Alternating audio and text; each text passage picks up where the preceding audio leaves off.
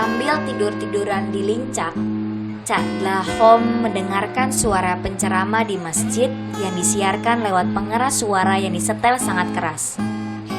Tarawih belum selesai, tinggal menunggu witir. Suara penceramah itu menggebu-gebu, mengajak para jemaah agar di bulan Ramadan memperbanyak ibadah. Karena ini bulan penuh berkah dan dalam sebentar saja akan berakhir. Dan selama bulan ini, iblis dipenjara agar tidak menggoda manusia.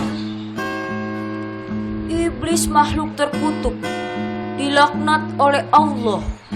Ia sudah layak dibelenggu karena memang tak berguna. Pas saat mendengar kalimat itu, Cak Dlahom bangun. Dia merapikan sarungnya, mengenakan peci lalu setengah berlari menuju masjid.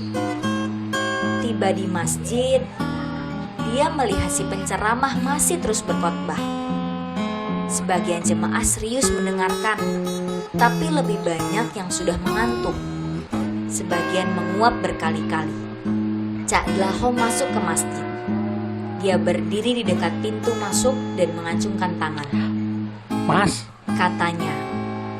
Semua jamaah yang masih melek menoleh ke arah pintu. Si penceramah menghentikan ceramahnya. Ya, Cak Dlahom. boleh saya bertanya? Silahkan, Cak. Saya malah senang. Ini namanya interaktif. Apa yang sampean mau tanyakan? Kok sampean tahu iblis itu makhluk tak berguna? Silakan duduk dulu, Cak. Saya mau berdiri saja. Karena iblis membangkang kepada Allah dan penggoda manusia. Itu, Cak. Sampean tahu tah iblis itu siapa? Dia makhluk laknat, Cak. Makhluk terkutuk. Penyebab manusia malas berbakti kepada Allah. Sampean mengulang-ulang terus. Saya tanya, sampean tahu siapa iblis? Ya, ndak tahu, Cak. Tak mungkin orang tahu. Kalau tidak tahu, saya kasih tahu. Iblis itu dulunya penghulu orang alim. Doanya dikabulkan oleh Allah. Dan dia masih berbakti kepada Allah meskipun telah dikutuk jadi iblis. Lah sampean, kita semua ini siapa? Suara Cak Dlahom terdengar keras.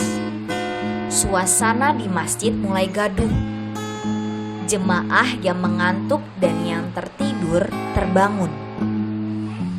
Mereka sebagian besar termasuk si penceramah tahu atau setidaknya menganggap diri mereka tahu. Cak Dlahom orang kurang waras yang juga tahu ilmu agama. Dan Cak Dlahom yang merasa mulai jadi pusat perhatian malah maju ke depan. Dia duduk di barisan depan jamaah. Maksudnya, Cak? Sampean itu lo siapa? Kok bilang iblis tak berguna? Saya Fulan, Cak. Penceramah. Saya tahu, sampean itu tergesa-gesa menilai makhluk Allah. Tak ada satupun ciptaan Allah yang sia-sia, termasuk iblis. Suara Cak Dlahom sekali lagi terdengar keras, seperti membentak. Saya kesini bukan hendak mendengarkan ceramah sampean.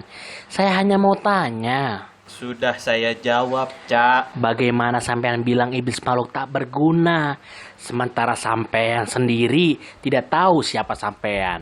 Tadi saya sudah bilang, Cak. Saya penceramah di kampung ini. Sampean ini baru jadi penceramah saja, sudah seperti tahu siapa iblis. Jadi menurut sampean, apa gunanya iblis, Cak?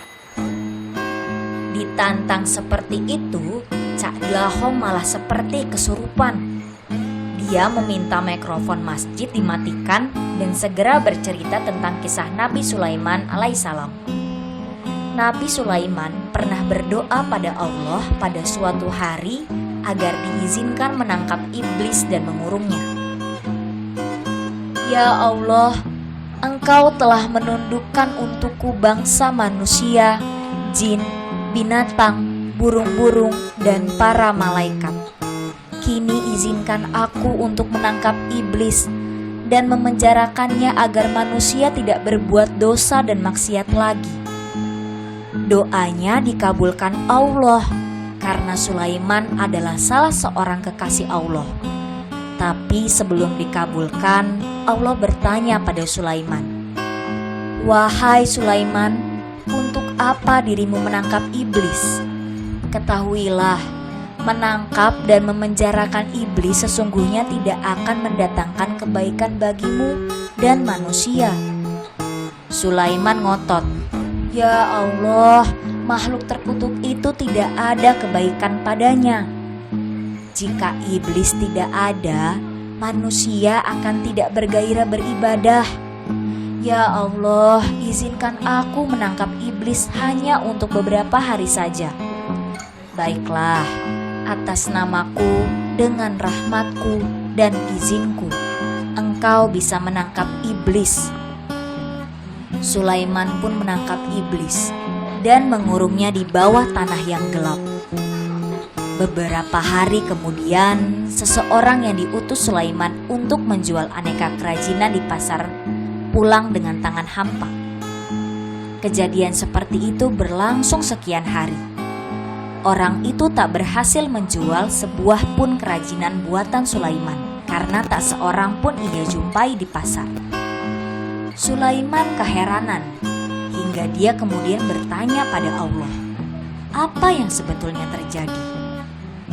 "Wahai Sulaiman, menangkap dan memenjarakan iblis tidak akan datangkan kebaikan pada manusia, karena manusia menjadi tidak bergairah beribadah dan mencari nafkah." Sulaiman tertunduk. Dia teringat pada iblis yang sudah beberapa hari dikurungnya di bawah tanah.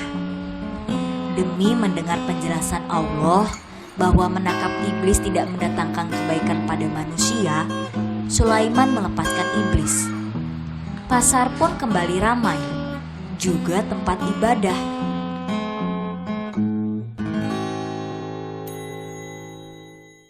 Sekarang, apa sampean masih mau mengatakan iblis makhluk tak berguna? Suasana di masjid mendadak senyap, seolah iblis menutup mulut para jemaah. Semua jemaah hanya melongo. Si penceramah yang juga terperangah mendengarkan Cak Dlahom berusaha menjawab pertanyaan.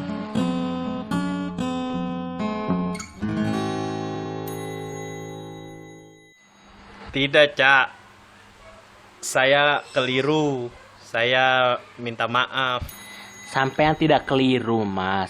Semua yang ada di masjid ini, termasuk sampean yang menjadi imam sholat dan berceramah memberi nasihat, justru karena iblis yang berfungsi sesuai kehendak Allah, menggoda kita, memengaruhi kita. Seandainya Allah tidak menghendaki iblis untuk menggoda sampean semua, sampean tak akan ada di sini untuk meramaikan malam Ramadan dan berbakti pada Allah. Tapi Cak, bukankah iblis dirantai selama bulan puasa? Seorang jamaah memberanikan diri bertanya. Iya betul, tapi iblis yang menari-nari di hati dan pikiran sampean tetap menggoda sampean. Maka beruntunglah sampean, karena dengan kehendak Allah, iblis ikut menyebabkan sampean datang ke masjid ini untuk bertarawih dan mendaras Al-Quran. Selesai menjawab pertanyaan itu, Cak Dlahom berdiri dan keluar masjid. Tapi dia tidak cekikikan seperti biasanya. Mulutnya malah berseru, Iblis, iblis, kasihan betul kamu. Jamaah terus melongo. Si penceramah memberi isyarat bahwa salat witir segera dimulai.